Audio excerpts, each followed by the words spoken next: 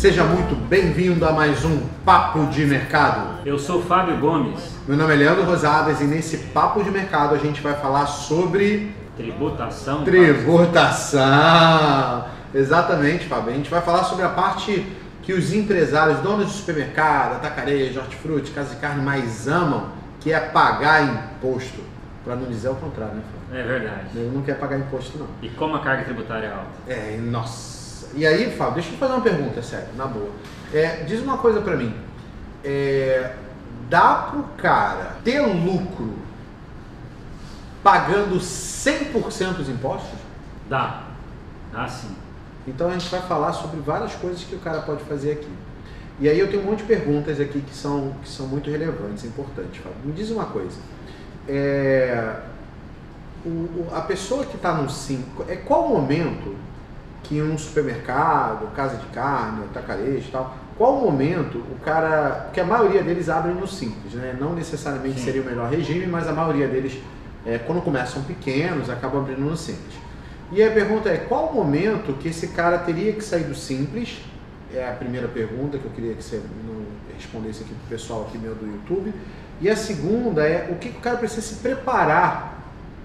Quais preparativos? Porque não dá pro cara. Hoje, se a gente falar assim, o cara estiver no Simples, você fala assim, vamos virar para você pro lucro real, leva aí alguns meses, porque o cara tem que fazer toda uma preparação de retaguarda, porque não é só assim, vira. Até pode, né? Você bota lá, muda lá o contrato social, o cara vira pro lucro real no mês seguinte. Mas a operação dele tem que ser ajustada. E aí eu queria saber de você esses pontos, porque é a maior... Nossa, como me perguntam isso aqui nas redes sociais.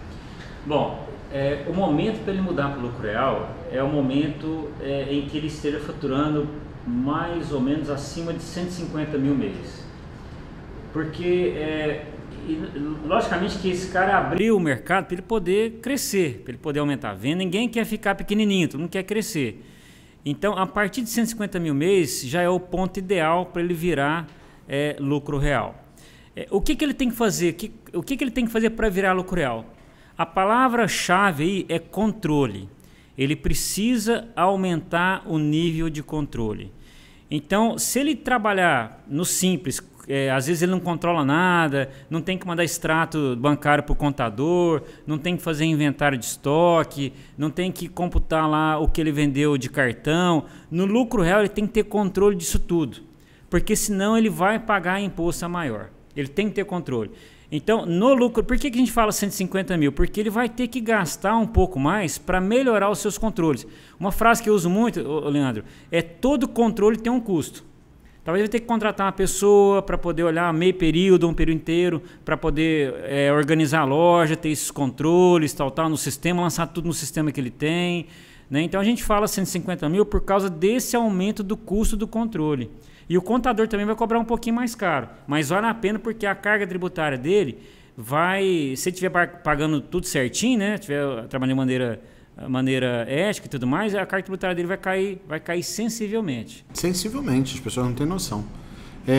Me diz mais uma coisa, Fábio. Então as pessoas vão ter que ter mais controle. Tem o ponto também dos fornecedores, que muitos deles compram de fornecedor sem nota, compram de fornecedores que não estão no lucro real nem no presumido e não gera crédito. Verdade. Isso tudo impacta lá no final da conta lá que ele vai ter que pagar do imposto, né? Exatamente, porque se ele...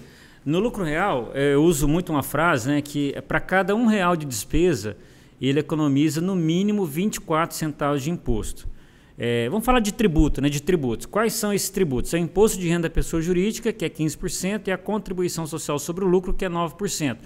Então, se ele for comprar mercadoria com nota R$10 e sem nota é 8, é preferível comprar com nota, ainda mais se essa mercadoria for tributada no ICMS, no PIS e na COFINS, porque ele vai ganhar mais dinheiro com isso.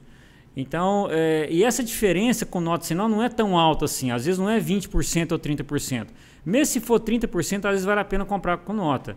Então, você falou uma coisa certa. Talvez vai aumentar um pouquinho o valor que ele paga pela mercadoria, mas ele vai ter crédito de imposto que vai bater. Ele vai pagar menos no final das contas. Vai pagar menos no final da conta. Mesmo parecendo que ele está pagando mais. Exatamente.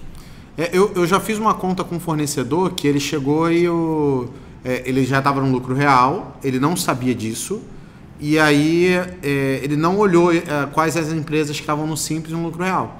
E aí ele comprava de uma empresa que era no Simples, que era, sei lá, 5% mais barato, 3% mais barato, para ter economia, só que a empresa não gerava crédito CMS como gera a empresa no lucro real. O fato era, ele estava pagando mais caro, quase R$1 o produto, e ele não sabia dessa conta, porque ele não, na hora de precificar, ele não se ligou que ele teria que tá trabalhando com empresas no lucro real e não com empresas no Simples, porque a empresa no Simples não gera os créditos.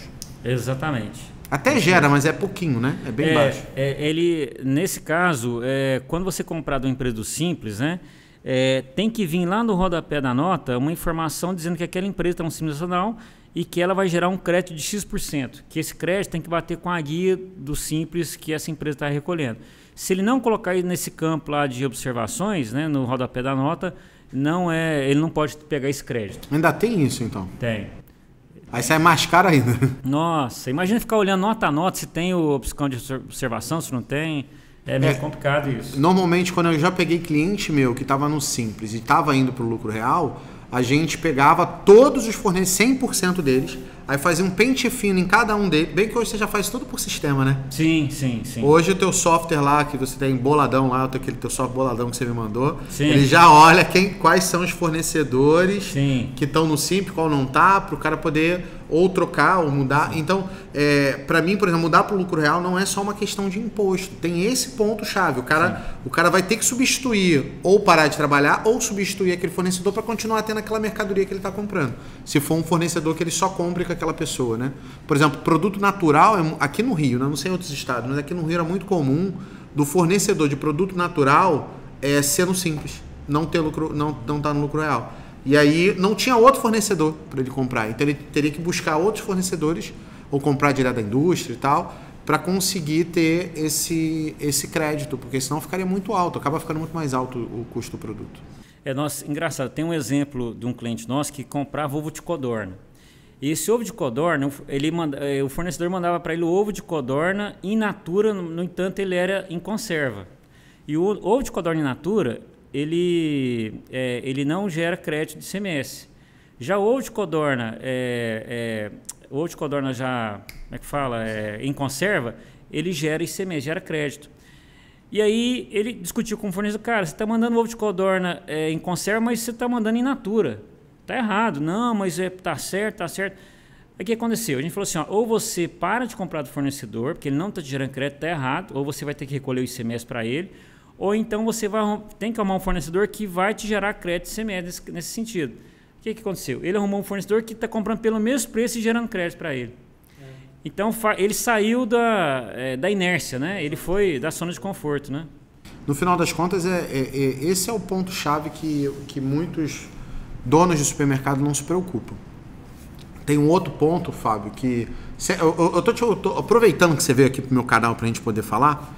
E muito feliz até por você estar aqui, sabendo que de alguma maneira você está se integrando aqui ao Instituto.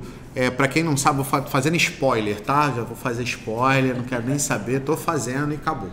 É spoiler. Então, aguardem que convenci o Fábio, então vai ter um curso de tributação de supermercado dado pelo Fábio, lançado aqui pelo Instituto Leandro Rosales, então aguardem que isso é novidade. E é spoiler, hein? Ninguém tá sabendo ainda, tô falando aqui de primeira mão. Novidade. E aí, gente, a pergunta que normalmente me fazem é, Fábio, o cara vai lá e compra mercadoria no Ceasa na Pedra, que não tem nota. Tem como ele se valer? Porque no lucro real, se o cara não der nota nenhuma para ele, dá dois problemas. Primeiro, porque não está registrando a entrada de mercadoria e vai dar droga no estoque do cara, vai dar problema no CMV, ele provavelmente vai pagar mais imposto. O segundo não entrando isso, o valor do imposto de renda vai dar lá em cima. Sim. E aí, assim, a pergunta é, como é que esse cara pode fazer para poder... esquentar a mercadoria, vamos dizer assim. Isso.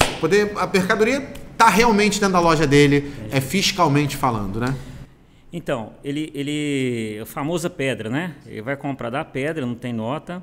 Ele vai ter que fazer uma nota fiscal dele para ele mesmo. Na verdade, ele vai emitir uma nota fiscal dele, né? A emissora é ele mesmo, contra uma pessoa física ou pessoa jurídica geralmente pessoa física, que tenha inscrição de produtor rural. É a famosa contranota, né? Isso mesmo, a famosa contranota. Ele vai emitir dele para essa pessoa e vai internalizar a mercadoria de maneira normal. Ele só precisa do CPF de uma pessoa que tem inscrição de produtor rural. Nós temos vários clientes que têm uma chácara, um sítiozinho, aí então a esposa vai, tira essa inscrição de produtor rural tal, e tira o nome dessa pessoa. O que isso impacta? Nada. O que ele vai ter que fazer é recolher apenas 1,5% de fundo rural, que é muito baixo, ou seja, ele vai ter um custo de 1,5% de fundo rural, mas vai economizar no mínimo 24% de imposto de renda e contribuição social. Exato. Então, assim, vale a pena.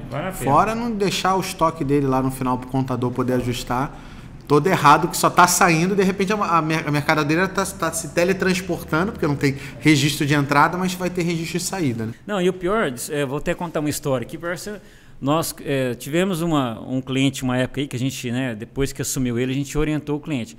Ele não dava entrada, ainda fazia nossa causa de perda na mercadoria que não entrou. Nossa! Aí eu falei, poxa vida. E aí, assim,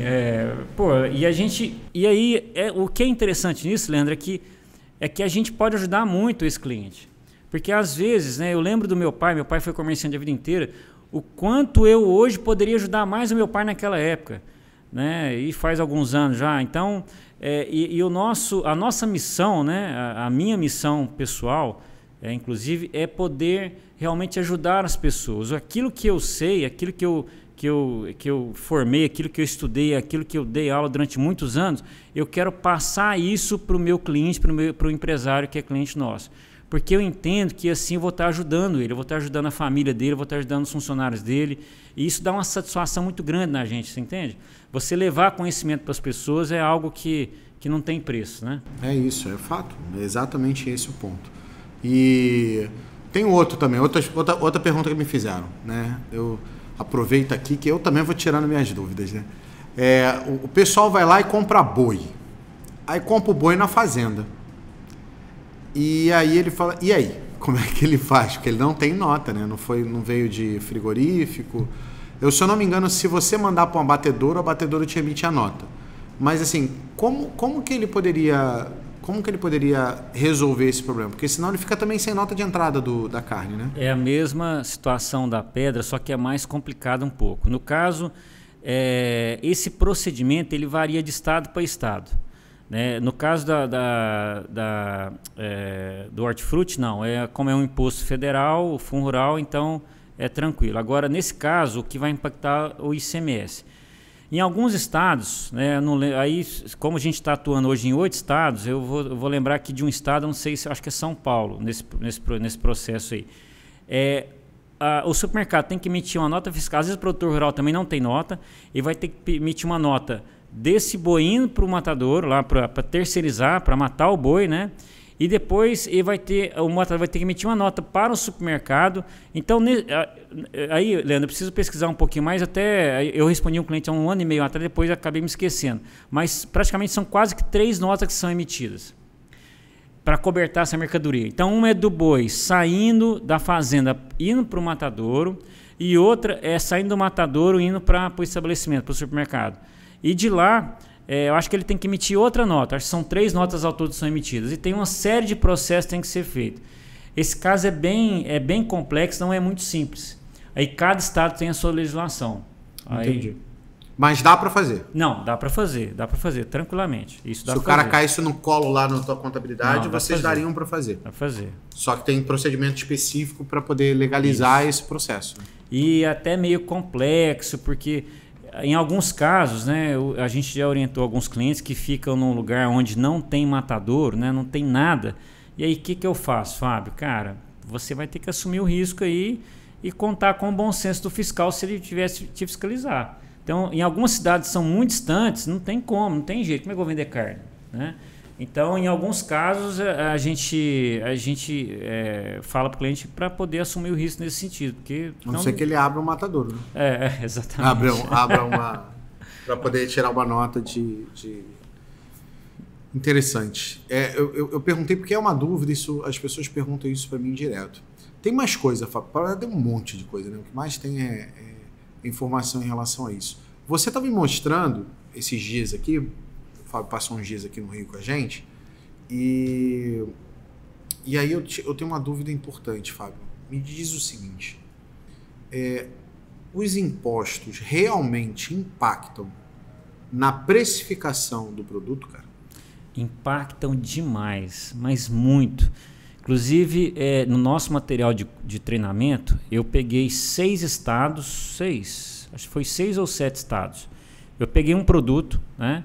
E esse produto, em alguns estados é ST, em outro estado ele é tributado, tipo Goiás, ele é tributado a 17, Bahia é tributado a 18, São Paulo, Rio e Minas é ST, Espírito Santo ele entra a 7, sai a 17, em Pernambuco ele é tributado a 18. Pra você ter ideia, para se ter 30% de margem nesse produto, quando eu digo margem, né, é aquele, talvez alguns tenham outro nome, mas quando eu digo margem eu digo assim, é a venda menos o débito do PIS, da COFINS e ICMS menos o custo líquido, né? Que o custo líquido o que é? É a compra menos os impostos que você tem direito a crédito. Então, para se ter uma margem de 30%, em alguns estados, o markup ele tem que aplicar 91% de markup. Em outro estado, ele aplica 49% de markup. Para ter o mesmo preço final. Para ter o mesmo o preço final vai ser diferente, mas o custo é o mesmo. Para ele, eu lembro, a conta que você fez foi para o cara ganhar os mesmos 30% lá. Exatamente. Então, vamos pegar aqui uma amaciante de roupa. Às vezes, um estado ele tem que aplicar lá 91% de markup, se comprar por 10 e vender por 19. No outro estado, ele tem que aplicar 49% de markup, ou seja, vai vender por R$15. Então, a diferença, o impacto da tributação na precificação, ele é terrível. E o pior é que muda de estado para estado. Então, muitos produtos são baratos aqui no Rio de Janeiro, por exemplo, e são caros no Espírito Santo. Os produtos são caros no Espírito Santo e são baratos no Rio de Janeiro por causa da tributação. Entendi. Faz todo sentido. Na verdade, é por isso que algumas distribuidoras, inclusive, faziam triangulação, né, para poder vender, para conseguir vender com mais preço saindo de outra região para conseguir ter preço de custo mais barato por causa dessas diferenças. Né? Por causa o Martins, inclusive, a gente tinha filiais em vários estados, né? Justamente para poder driblar um pouquinho, para ter um planejamento tributário, para poder fazer com que o produto chegue mais barato lá no nosso cliente. Porque aí fazia transferência e saía por lá. Ou então compraria para aquele estado, que às vezes a compra lá num determinado estado ele gera menos débito de ICMS. Só que você comprar e vender aqui, você não vai ser débito de crédito, não vai pagar só 4% de ICMS. E às vezes vale a pena nesse sentido, né? Entendi. Então tinha estado lá que tinha negociação com os atacados que o ICMS era 2%, era 3% só, né? E aí isso é infinitamente mais barato. Nossa, puxa vida. Então, infelizmente, o ICMS é um imposto mais complexo. Inclusive, Leandro, interessante, eu quero até comentar isso. Eu lembro que quando eu dava aula na faculdade, faz pouco tempo, eu tinha um amigo meu que era fiscal da Receita Estadual. E um dia ele fez um curso de 1 semana sobre ST. Ele ficou 1 semana, 40 horas, fazendo curso sobre ST, substituição tributária. Aí ele chegou na sala de aula, na sala dos professores lá, e falou assim: Fábio, cara, eu tenho pena de vocês, contadores. Eu falei, mas por quê? É impossível seguir a legislação. Não tem como. Ela é muito complexa. É muito complicada. Não tem sistema que dá conta. Então imagina um fiscal, né, falando isso pra gente. Puxa vida, se esse cara falou isso, imagina pobre eu, né? Que sei menos que ele. Então é muito complexo. Então isso estraga, isso impede o nosso país de crescer, né? Infelizmente, né? E a gente tem que conviver com isso todos os dias. Todo dia é uma luta diferente. E por isso, inclusive, tem que ter eu costumo dizer para o dono do supermercado que ele precisa procurar um escritório contábil que seja especializado em supermercado. Sim. Porque tem essas variações todas em relação ao tipo de negócio. Sim. O cara que cuida de uma indústria não vai ter o mesmo tipo de operação que tem no supermercado, porque o supermercado tem lá 4, 5, 6, 10 mil itens, cada item se demole. Tem tributação diferente, dependendo da gramatura do item, até tantas gramas é uma tributação, depois é outra, e as pessoas não têm noção disso. E aí, se lançarem lá as alíquotas erradas, se botar errado, ainda pode ser sujeito a crime de sonegação, crime de, sei lá, troço fiscal lá que dá, fraude fiscal, e o cara, sei lá, só não... Pô, o cara que lança a nota aquilo botou o percentual errado. Desculpa, não era o objetivo. Só que o governo predispõe que você tem que saber aquilo ali, senão você não deveria nem estar aberto, né? E aí não ter um contador, muitas vezes, dá um prejuízo. Então, não ter um contador especializado dá um prejuízo danado por causa disso. Eu costumo dizer, assim, nas minhas redes sociais, vira e mexe, eu recomendo o Fábio, né? Vai lá no Instagram, você vai ver que quando faz alguma pergunta de tributação, vai dizer, cara, o melhor cara para te responder isso é ele, Fábio Gomes, lá, FGF. Mas é o cara que normalmente eu ligo quando eu tenho uma dúvida, na época que estava esse negócio como registrar essa parte do hortifruti, esse negócio do açougue também, como registrar. Eu me lembro de ter ligado para você, você falou assim, Leandro, é isso, mas qual é o estado? Tal, calma aí que eu vou ver com a minha equipe aqui de tributaristas e já te retorna. Ele me retornou lá, me mostrou o que era para ser feito. Então o Fábio é o cara que eu tiro dúvida. Então eu sei hoje de imposto por experiência, eu não sou especialista no negócio, e sei por experiência, dia a dia, vivência dentro do supermercado, mas sozinho não dá, tem que ter gente especializada lá, direcionada, que entenda daquele estado específico, porque senão não tem como, né? Exatamente. Nós temos uma equipe hoje lá, Leandro, de mais de 120 pessoas, são 130 na verdade, estamos contratando, tem 10 vagas em aberto, inclusive, né? Para contratação vai para 140 pessoas. E cada estado tem uma equipe, não dá para colocar uma equipe para ver 3, 4 estados, é muita coisa, justamente porque nós prezamos pela qualidade e pela especialização nessa parte de varejo. Então, e eu também não sei tudo, né? Aquilo que não sei, com certeza alguém no escritório deve saber. Se não souber, nós vamos correr atrás para informar o nosso cliente. Então, e nós fazemos somente contabilidade para supermercadista. Nós temos também um pouquinho ali de farmácia, são poucos clientes, mas 98% dos nossos clientes são todos supermercados. Então, essa área nós dominamos bem. Né? Graças a Deus, a gente tem muitos anos na estrada aí nessa parte de varejo. Né? Eu trabalhei em varejo, o pai teve varejo, então a gente conhece o dia a dia do varejista, como é que ele trabalha, como que o caixa, como é que funciona a perda. Então, realmente tem que ser especialista, senão vai passar coisa batida. Eu quero contar uma historinha aqui. Um dia nós assumimos um cliente e ele, para mim, foi um case, né? Uma coisa assim, eu fiquei horrorizado quando eu vi isso. Ele faturava mais ou menos R$1 milhão, né? Ele estava no lucro presumido, para começar, lucro presumido. E aí ele pagava o PIS e o COFINS em torno de R$36 mil, faturando R$1 milhão. O que o contador fazia? Ele não excluía da base de cálculo os itens monofásicos e a alíquota zero de PIS e COFINS. Quando nós assumimos esse cliente, depois que a gente viu o estudo, nossa, ele começou a pagar R$8.500, R$9 mil, R$10 mil de PIS e COFINS. A economia dele foi em torno de R$23 mil por mês. Eu estou falando de quase R$300 mil por ano de economia, que ele estava pagando a maior. Ainda bem que foi possível, né, está sendo possível recuperar esse imposto que ele pagou a maior. Mas nem tudo é assim, né? Não, nem tudo é. Nem tudo é assim. Então, realmente é preciso ser especialista na área que você atua.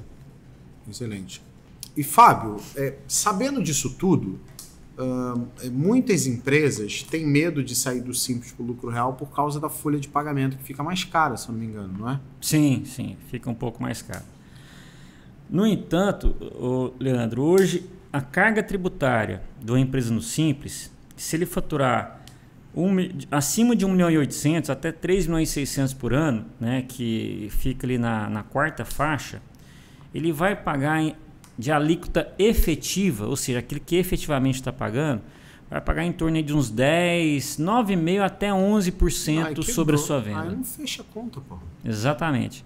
Mesmo aumentando a folha de pagamento, porque a folha de pagamento representa numa empresa, sobre a sua venda, mais ou menos 1,4% a 1,6% da sua venda. Então, mesmo ele mudando para o lucro real... Isso é imposto sobre a folha. Imposto sobre a folha. Tá. Não, imposto sobre a venda. Imposto sobre a venda. Mas o INSS. A parte do imposto... INSS? O INSS que representa sobre a folha total, entendi. Isso. Então, somando tudo, os tributos no regime de lucro real, Minas, São Paulo e Rio vai girar em torno aí de 3,5% a 4,5%, talvez no máximo 5%, conforme for o mix do seu produto, dos produtos que você tem. E 1.800.000 você está falando que dá quase 10? É isso? 1.800.000? Daria R$150.000 por mês. Não, aí é 1.800.000 por ano, né? Por ano. 1.800.000 por ano dá 150.000 por mês. Ou seja, se o cara fatura mais de R$150.000, já começa a ficar caro para ele. Se ele estiver trabalhando 100% certo, fica muito mais caro, né? Exatamente, isso mesmo. Agora sim, eu fiz a conta aqui exatamente porque o pessoal fica na dúvida e se perde, né? Nem todo mundo consegue raciocinar na tua velocidade. Eu fiz a continha aqui para ver por que o negócio não estava fechando. Aí eu entendi. Então mais de 150.000 já começa a não valer mais tanto a pena. Não. Vai aumentar um pouquinho a despesa dele para ele ter controle, igual a gente comentou. Vai ter que ter um controle, talvez contratar uma pessoa. O contador vai cobrar talvez uns 40% mais caro que ele cobrava no Simples, às vezes até 50%, mas vai valer a pena. No final das contas ele vai estar economizando, certeza absoluta. Eu já fiz mais de 300 análises nesses últimos 6, 7 anos, né? Já fiz muitas análises e todas valeram a pena, a não ser aquela empresa que é um hortifruti. Aí muda um pouquinho, né? Não sei, o hortifruti, por exemplo, num hortifruti normal, ele paga PIS e COFINS sobre produtos alíquota zero e paga ICMS sobre produtos isentos. Já no lucro presumido ele não paga. Então, para um hortifruti... no Simples ele paga os impostos na venda do hortifruti, que é isento. Exatamente. E mas no lucro presumido, não. Não paga, exatamente. Então, para um hortifruti, o lucro presumido para ele talvez seria... Talvez não, certeza é a melhor opção. Eu costumo dizer que o lucro presumido é melhor até do que o lucro real para o hortifruti, porque o lucro dele é maior do que 8%. Sim, sobra mais do que 8% no final. Mesmo. Quando o cara é só hortifruti, sobra... Já vi loja sobrar 15, 14, 15. Aí... É melhor que ele fique no presumido, porque o presumido presume que é 8 de lucro, isso, né? E o lucro real é o que dá. Isso. E aí ele vai pagar sobre 14. No lucro presumido ele vai pagar sobre 8. Então para ele é muito mais vantagem. Entendi. Chegou no ponto. Faz todo sentido. Então quem é hortifruti, independente do tamanho, deveria estar no presumido e não no simples. Exatamente. Porque não pagaria imposto. Ele venderia sem pagar imposto. Isso. É lindo isso, cara. Vender sem pagar imposto. O pessoal que está me assistindo aqui no YouTube, quem gostaria de vender sem pagar o imposto, bota aí, hashtag, eu quero vender sem pagar imposto. Tá? E aí coloca aí, porque eu quero saber se você também quer vender sem pagar imposto. Mas basicamente, de forma legal, ele trabalharia isso. E muito contador não instrui isso. A primeira coisa que o cara faz é abrir uma empresa para o cara no Simples. E olha que eu conheço pessoas que são contadores já há muito tempo e não sabem disso. Que os produtos isentos e alíquota zero não paga nem PIS, nem COFINS, nem ICMS. Paga só imposto de renda e contribuição social, né? Na ordem de 2,28%. Se der lucro, né? E interessante, né, Leandro? Você vê o impacto que isso dá na vida do cidadão. Isso que é gostoso, isso que nos motiva.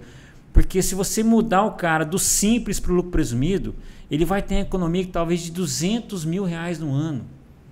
Olha o impacto que você está dando. Não, e poder botar a cabeça no travesseiro, porque muitos dos hortifrutis que tem aberto aí pelo Brasil, eles não trabalham 100% certo, porque senão o imposto vai ficar alto. Sim. Enquanto ele poderia trabalhar 100% certo e não estaria pagando imposto, só imposto de renda lá no final. Exatamente. Então, é muita falta de esclarecimento sobre o processo para poder fazer.